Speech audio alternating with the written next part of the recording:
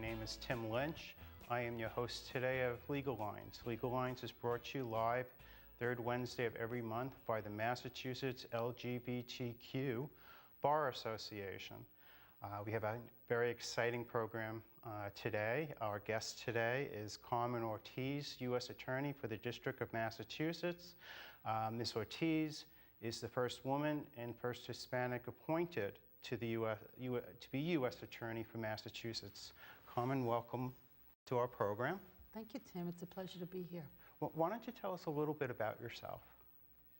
Well, I've been U.S. Attorney for almost 3 years. It'll be 3 years this November. And the President nominated me, and I was Senate confirmed after having gone through a selection process. Before becoming U.S. Attorney, I was an Assistant U.S. Attorney in the office for about 12 and a half years doing economic crimes, financial fraud cases. And I've been a lawyer for over 30 years. You don't look it, if you don't mind my saying so. That's good. So it's great. So I guess most of our viewers are wondering, what is a U.S. Attorney? What do they do? Well, sometimes when I speak to kids, I always say, have you ever watched Law and Order? We're the prosecutors, but we're the feds.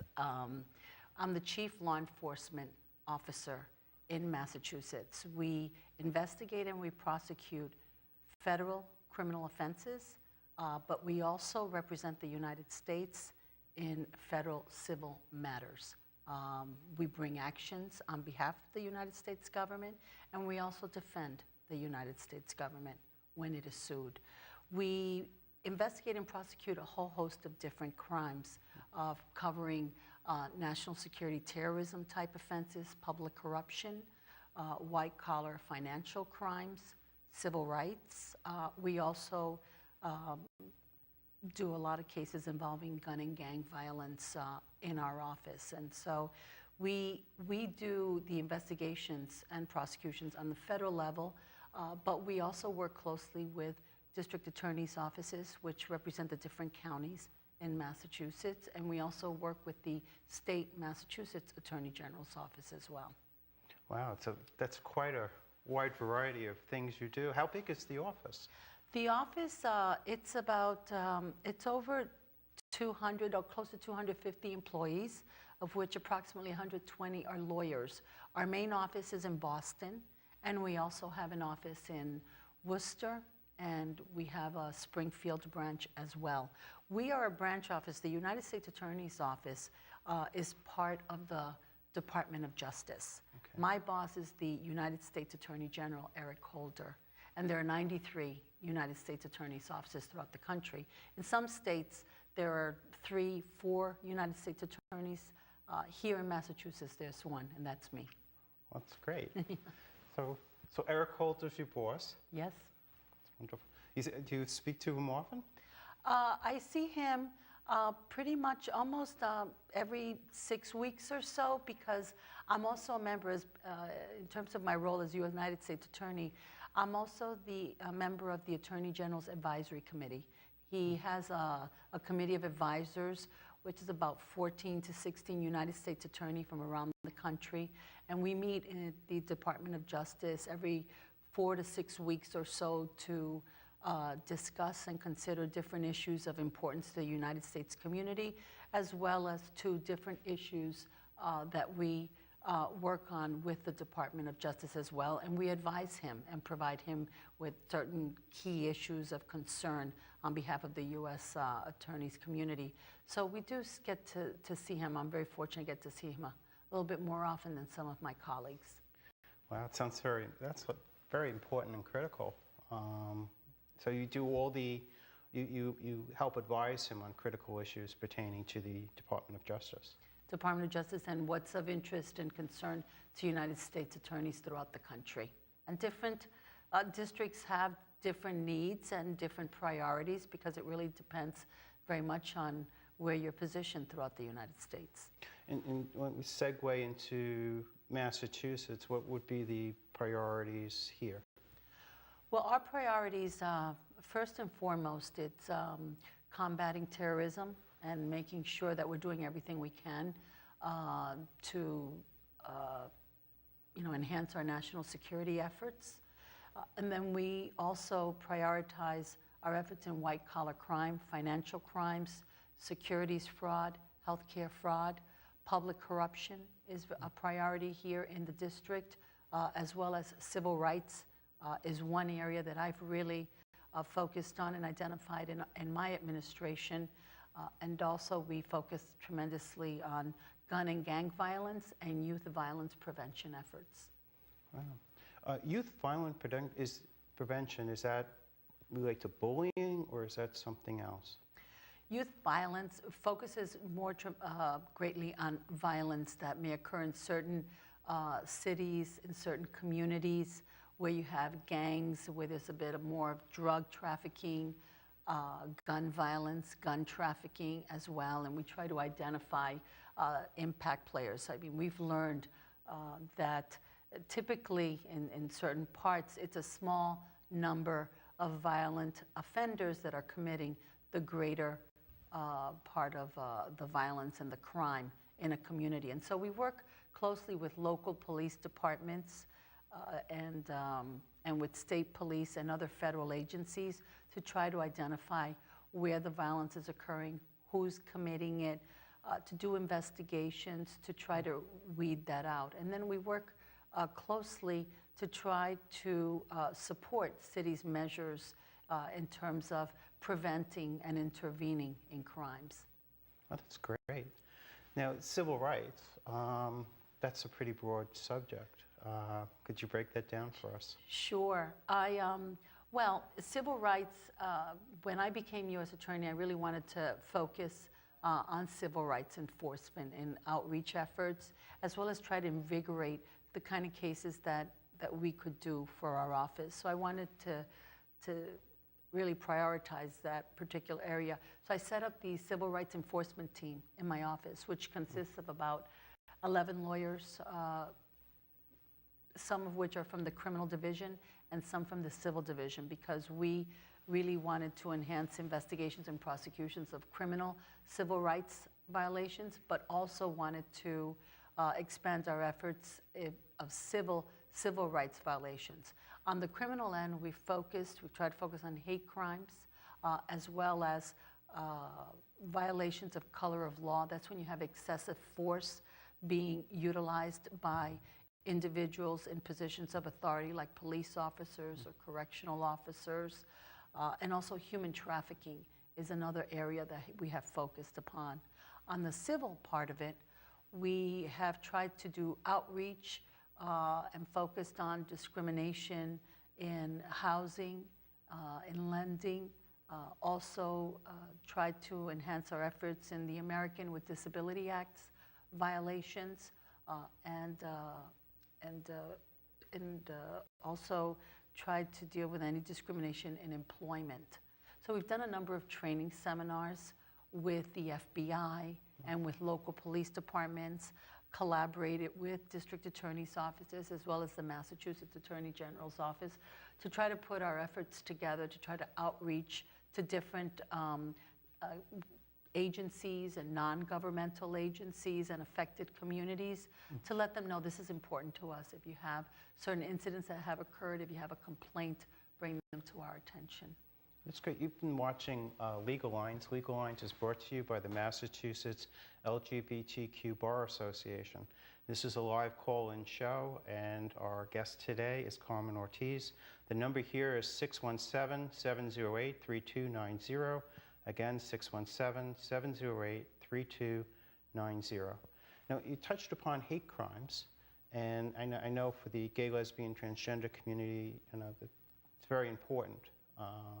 So tell us a little bit about, first of all, I guess we should start off with what exactly is a hate crime, and then go into how you go about prosecuting them.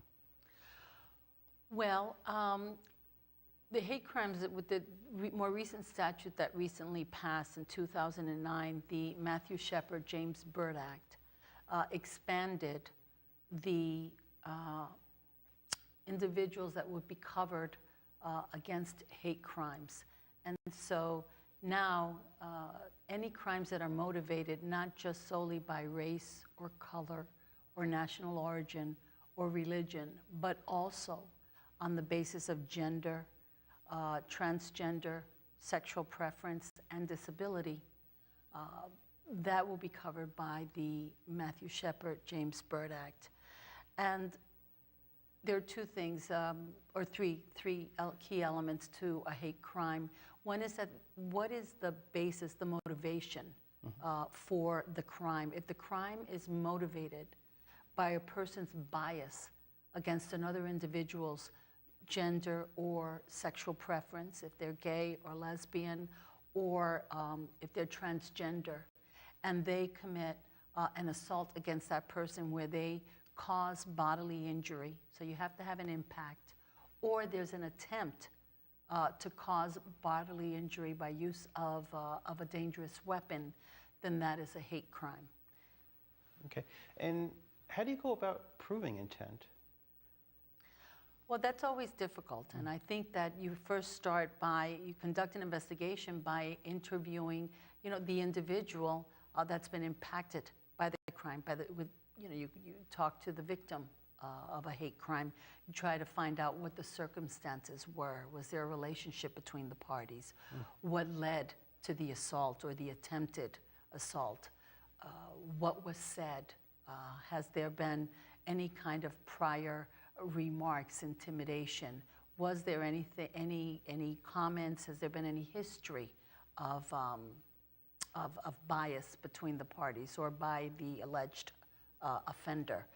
You also try to learn more about the offender, and are they associated with any hate groups? Are they associated? Have they done any writings? Have they posted anything? Is there anything in social media that would give you an indication of what that individual's thoughts and motives might have been at the time that they directed their actions against the victim?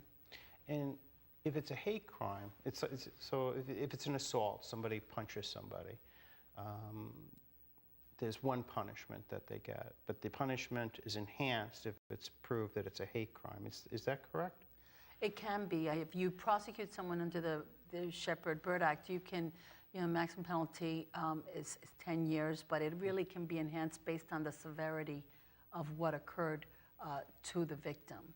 And I think that any kind of crime that's motivated on the basis of someone's background or what their sexual preference is, that provides for an enhancement in the penalty phase. So, and I guess one of the issues is people always wonder, why is there an enhancement? Isn't an assault an assault? And I think that one of the usual arguments is that you simply didn't attack a person, you attacked a whole community. If you attack a person because of who they are, they can't change that. Whereas if you attack a person for their money, then they can, not carry their wallet or something, I suppose. But I mean, I'm not sure what arguments you usually use for that. Well, I know that in the legislation that when it was considered the Matthew Shepard Act and Byrd Act, I think, when you look at the crimes that motivated that particular law, where Matthew Shepard was a young man who was tortured and then beaten to death because he was a homosexual, and Mr. Byrd was an African-American who had been tied up, chained to a car, murdered, and then decapitated, that because of who they were. Those crimes were committed not solely against those individuals, but as you said, an entire community. The impact of those crimes, there are many young people who, for example, after the Matthew Shepard incident, basically went back in the closet, were scared, had nightmares, were afraid that that would happen to them, that could occur to them. And I think when you target someone in that fashion, it makes the impact greater. But that's not to minimize that any kind of violent offense against any victim is tremendously harmful. But I think, as you said it yourself, you can't change the color of your skin. And the bottom line here is that everyone should be free to enjoy, their liberty and the rights that we all have. and it should not be less simply by virtue of the color of your skin, or really for the focus and here by virtue of who you love. Because you love someone of the same sex, you shouldn't be more greatly harmed on that basis. You should be free to love whoever you want to love. Yeah, that's very well said. So, okay, so you have a civil division and a criminal division Yes. with respect to civil rights. And I mean, when a case comes in, how do you know which way to proceed? Does it depend upon the type of case, if it's a discrimination on accommodation or something like that, or if it's an assault? I mean, how do you know? Surely. I think it comes in, we look at the complaint and see what the allegations are. Is this a situation where someone was attacked physically, threatened with a weapon? Or is this a situation where someone's complaining that they didn't get a particular position, or they didn't get a promotion because they're gay, or because they're transgender, or that a landlord refused to rent them an apartment because of who they were? So we look at what the basic allegations are, and then try to assign it to the right prosecutor that we think will, whose area it is. Now, as you investigate, if you learn that the initial complaint may have been incorrect, and really the evidence is different, it can then be referred to the civil, to the lawyers within the civil division that are part of our civil rights enforcement team. So what would be, just, I guess more basic, is what is the difference between civil and criminal for the audience? Surely. Well, when criminal, for example, if you have a physical harm or an attempt at a physical harm with a dangerous weapon in terms of a hate crime, or even threats, even though it's we can't prosecute threats, for example, under the Shepard-Byrd Act, but we can use it depending upon what the other factors are in a case against someone's gender or their sexual preference. That typically would be a criminal offense, and we look at what the penalty would be. It's a finding of guilt if someone were guilty of the crime, and then the punishment could be a term of probation, it could be a period of incarceration, and also it could be a fine as well. On a civil offense, typically someone is looking for some type of a financial remedy to be made whole, where they didn't get the job or they lost a job because all of a sudden they declared that they were gay and perhaps the employer didn't know about it, and now there's a certain retaliation, and they want certain remedies, financial remedies, or they failed to get an apartment, or they failed to get a position or a job. Perhaps the remedy is what they're seeking, and so those are all civil causes of action. So it depends on what the facts are and what the statutes. We have criminal statutes that set out what you have to prove in order for it to be a crime, and we have civil statutes that set out what we need to prove in order to file a claim and in order to succeed in that claim. That's great. So you've been watching Legal Lines. Legal Lines is brought to you by the Massachusetts LGBTQ Bar Association. I'm Tim Lynch, your host of Legal Lines, and our number here is 617-708-3290. Again, 617-708-3290. One thing you mentioned earlier that just made a mental note, human trafficking. What is that about? That's about, there are a number of runaways, young people that are lost, that go into different towns, and then there are other individuals that prey upon young people or even older people and traffic in other individuals for purposes of sex. They try to sell their services and use them as prostitutes, or also forced labor when you intimidate or coerce people to work. We did actually a case in which there were a number of different individuals that were charged with human trafficking and basically selling sexual services and trafficking young girls across state lines for purposes. They used intimidation and coercion. Many of them pled guilty, but 2 of them went to trial a couple of years ago, and actually, because of the level and the severity of their intimidation, their coercion, their physical harm on some of these young girls, they're in jail now, the 2 defendants that went to trial for 25 years. And Good. so we try to reach out to different agencies that deal with young people or women or any victims that potentially can be coerced into forced labor or selling themselves for purposes of sex. And we try to handle those cases. And there are a number that we have that I really can't talk about because they're in the investigative phase, but we're trying to do that, more of those cases. We've had prior guests on the show. 20% of homeless youth in Massachusetts self-identifies as gay, lesbian, and transgender. So it's sad that people do prey on them. They do. So it's good that you, it's good that we have somebody like you watching out. But what kind of outreach do you do then with respect to things of that nature?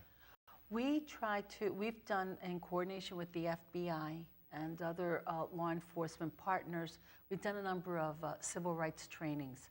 Starting from 2010, we've done a number of civil rights trainings where we talk about what kind of crimes, what kind of cases we can handle, what you need to provide us with, and who to call, contact the FBI. We're very fortunate the FBI, one of their top priorities is civil rights, law enforcement. They have a top-notch supervisor of the agents in the New England region, Cynthia Deedle. And so any kind of complaints of hate crimes or other civil rights violations, you can call the FBI main number and they will direct the call to her and or to other agents in that unit, the civil rights unit. And so we've done those kind of symposiums, and we've invited not just law enforcement, but we've invited a lot of non-governmental agencies and different organizations that deal with individuals that are gay, lesbian, bisexual, and transgender as well. And you let them know what their rights are, I take it, and what their remedies are. Exactly, exactly. Now, I will say this, and maybe hopefully, based on being in this program, people will know, it's not like we've gotten a lot of complaints. We really haven't handled any cases involving victim that have been gay or lesbian or transgender, where they've complained or brought to our attention any crimes that have occurred, have been motivated by what their background is. And so we continue to do outreach. We continue to send out letters and informational packets to advise people of what we can and can't do. That's great. Now, to wrap up, Sure. What will be your goals for the next year or so? Well, I think that my goal really would be to continue to enhance our area of expertise and really to generate more cases in the field of civil rights. I mean, one thing I have to say is, we're very fortunate in many ways that we live in Massachusetts. Yeah, so it isn't like we have a tsunami of civil rights violations. But I do get concerned that sometimes, especially in this arena, that there may be a degree of underreporting, because of fear of the unknown, of what the process is. So I encourage anyone who has a complaint to come forward and bring it to our attention. And so I'd like to do it in civil rights, and again, to do everything I can to keep the people of Massachusetts safe from, violent harm, financial harm, and public corruption as well. Well, you're doing a wonderful job. Thank you. And thank you so much for coming you. on the show. You've been watching Legal Lines. Legal Lines is brought to you by the Massachusetts LGBTQ Bar Association. We've been honored with Carmen Oritz, U.S. Attorney, and she's, as you can see, a wonderful advocate for our community. Thank you for tuning in. Tune in next time. Legal Line show, which is always live the third Wednesday of every month. Thank you again. Thank you. Great, thank you.